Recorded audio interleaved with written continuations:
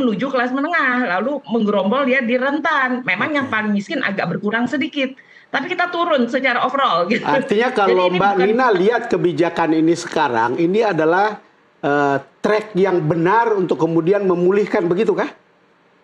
betul sekali. Jadi sebetulnya yang ingin dibangun, oke lah mulai dari sektor informal. Nelayan itu kan informal kalau dia bekerja sebagai nelayan. Ya. Tapi kalau dia bisa jadi pengusaha di sektor koperasi nanti jadi pengusaha kecil, dia bisa buatlah ikan apa namanya frozen atau apa camilan yang udah jadi produksi rumah tangga, nanti naik kelas dia bisa jadi buruh karyawan pendapatan tetap.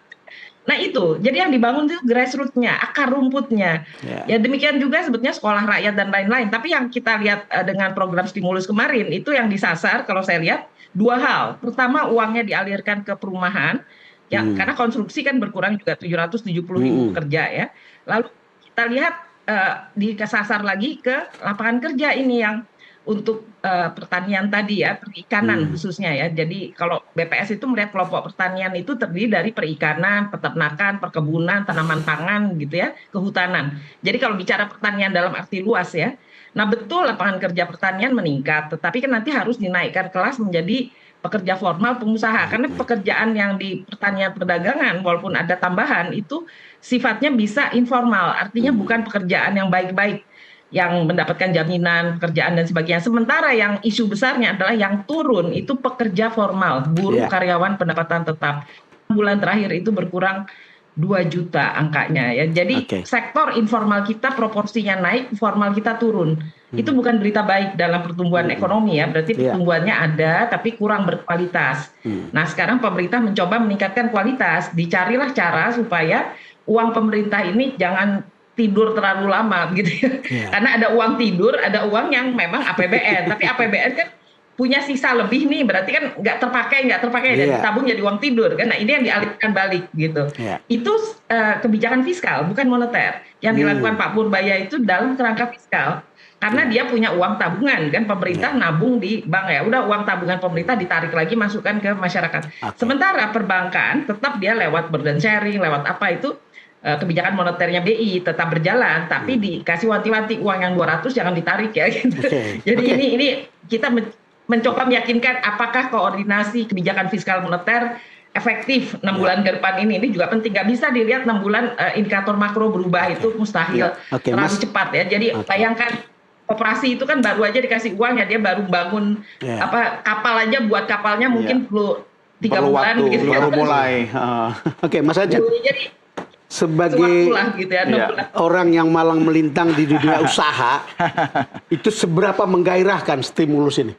Paling tidak ini menjadi sebuah langkah maju dari pemerintah untuk komitmennya mendorong pertumbuhan ekonomi sampai dengan 6 atau 7%. Memang salah satunya dibutuhkan ini. Tapi sekali lagi kita menyadari ini bukan satu-satunya langkah untuk mendongkrak ekonomi, bukan. Ini adalah salah satu langkah, tapi minimal kita melihat satu lagi komitmen lebih dari pemerintah untuk betul-betul fokus dengan pertumbuhan dan pemerataan ekonomi. Jadi kalau tanya optimisme, kita melihat ini adalah bagian dari optimisme yang terbentuk dan dunia usaha akan selalu siap mensupport pemerintah untuk mendorong pertumbuhan ekonomi yang lebih berkualitas. Sekarang pertanyaan saya nggak tahu, saya mencoba untuk memvisualisasikan tentang sebuah situasi sebelum dan akan.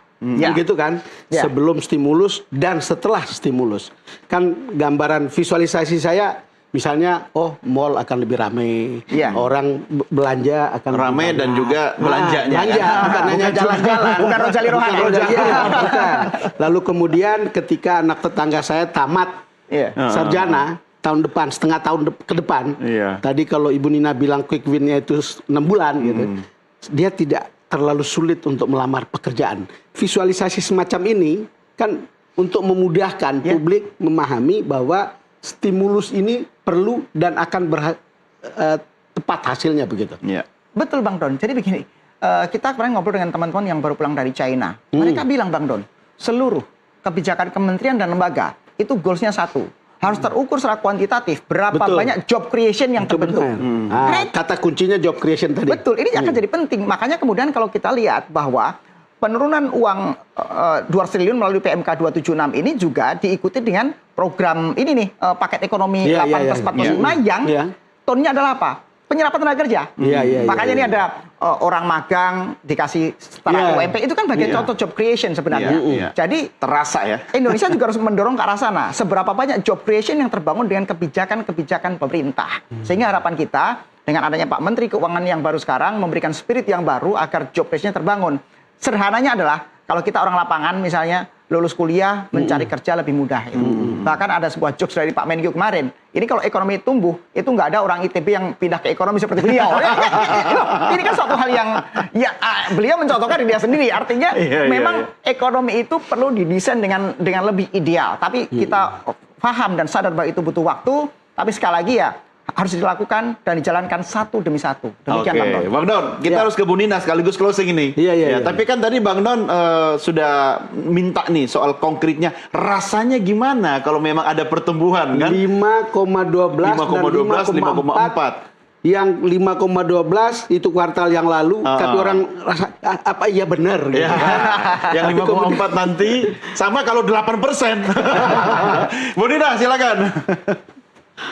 Ya, kalau kita lihat target yang stimulus ini, kalau hati-hati nih lihat target rekapnya ya, program paket ekonomi, itu adalah target 100 desa menjadi kampung nelayan merah putih gitu kan. Itu berarti ada backup operasi, lalu ada uang mengalir ke situ. Diharapkan kampung nelayan kan ada sisi perumahannya, ada sisi koperasinya, perdagangannya, ada sisi produksinya, cold storage, ada industri pengolahan di situ ya, cold storage tadi. Nelayannya yang menjadi aspek dari lapangan kerja pertanian. Betul. Kan nelayan itu bagian dari lapangan kerja pertanian. Jadi ini seperti tadi saya katakan, apakah dengan 6 bulan ini kita bisa melihat itu cikal bakal 100 desa yang rumah nelayannya dibangun, cold storage pabriknya ada, lalu nelayannya juga dikasih kapal supaya bisa nangkep lebih baik begitu ya. Kalau 100 itu terjadi dalam 6 bulan, ada cikal bakalnya, nanti perumahannya juga pekerja konstruksi bekerja untuk rumah nelayan gitu kan. Seandainya 100 ini bekerja dengan baik, termasuk sisi supply dan demand dari perumahan, supply dan demand dari koperasi gitu kan. Permintaan dari luar negerinya tinggi ya. Kalau perikanan Indonesia itu lapangan kerjanya luar biasa begitu ya. Penciptaan lapangan kerja dan produksi itu berkaitan. Jadi artinya Indonesia itu kalah, itu kapalnya jelek gitu ya. Jadi kita nangkep ikan yang kurang bagus jadinya gitu ya. Jadi harus perbaikan dan juga pengolahannya jelek. Jadi seandainya ini saya baca data di stimulus itu adalah fokus di perkampungan nelayan ya, koperasi merah putih ada di situ, kampung nelayan merah putih. Oke, itu bisa sukses, itu menjadi sektorial awal. Tapi kan nggak berarti yang lain tidur ya. Pekerjaan ini kan cuma 200 triliun. Yang 3 triliun lainnya di APBN masih ada, di Danantara ada uang ribuan triliun lainnya gitu ya, yang sudah disuntikan pemerintah untuk membangun industrialisasi yang lebih besar ya, ada pangan, energi dan seterusnya kan. Yang ini nih showcase saja apa yang stimulus yang ada sekarang ini. Kalau kita hati-hati fokus di 200 triliun untuk masuk lapangan kerja. Dan kalau ini sukses, berarti ya pemerintah bisa muter uang lebih cepat. Ya, ini kan masalah pemerintah anggarannya biasanya seret ya, mencairnya itu baru di akhir tahun gitu. Jadi ini bulan-bulan ini kan serapan anggarannya rendah. Nah ini yang mau dikejar karena beliau jadi Pak Purbaya baru jadi menteri sekarang, dia mau ngejar-ngejar ini, dia mau cari kenapa sih seret itu anggaran cairnya begitu. Kan anggaran pemerintah juga suka tidur di bank ya. Kalau kita perhatikan pemerintah suka saya sebagai pegawai negeri ASN itu sering rapel-rapel itu semua taruhnya nanti di ujung bulan rapel-rapel gitu. Jadi kita bingung proyek A rapel, proyek B misalnya begitu. Dan pengalaman itu mengatakan berarti di dalam Kementerian Keuangan juga ada yang hobi nidurin uangnya di bank, kasir-kasirnya ini gitu ya, bermain dia nanti ya rapel karena dia memakan uang tabungan. Termasuk bank-bank di daerah, Mbak Nina. Iya. Itu harus diawasi juga oleh menteri kita gitu ya. Itu yang saya pikir kita. Oke, baik. Yang jelas kita tunggu kan ada 3 bulan ya, kuartal, ada 6 bulan ya kan. Optimis ya Pak Ajib ya? Insya Allah. Oke. Bang Don, kita harus closing nih. Tapi optimisme Bang Don gimana? Saya juga optimis. Bukan karena ini ya, tetapi menurut saya kebijakan-kebijakan ini mengejutkan tapi juga menjanjikan. Iya, itulah yang disebut gaya koboi. Ya. Kita harus mulai terbiasa, yang penting selalu ada harapan gitu ya. Oke, baik. Kita harus akhiri diskusi kita karena ternyata kalau kita ngobrol dengan permen super super itu rasanya nggak terasa, meleknya jreng langsung on lagi. Bu Nina, terima kasih sudah ngobrol dengan Super Don. Mbak Nina, terima kasih ya Mbak Nina. Terima kasih Pak Ajib. Sampai kita ketemu lagi di diskusi berikutnya. Terima kasih Pak Ajib dan pemirsa.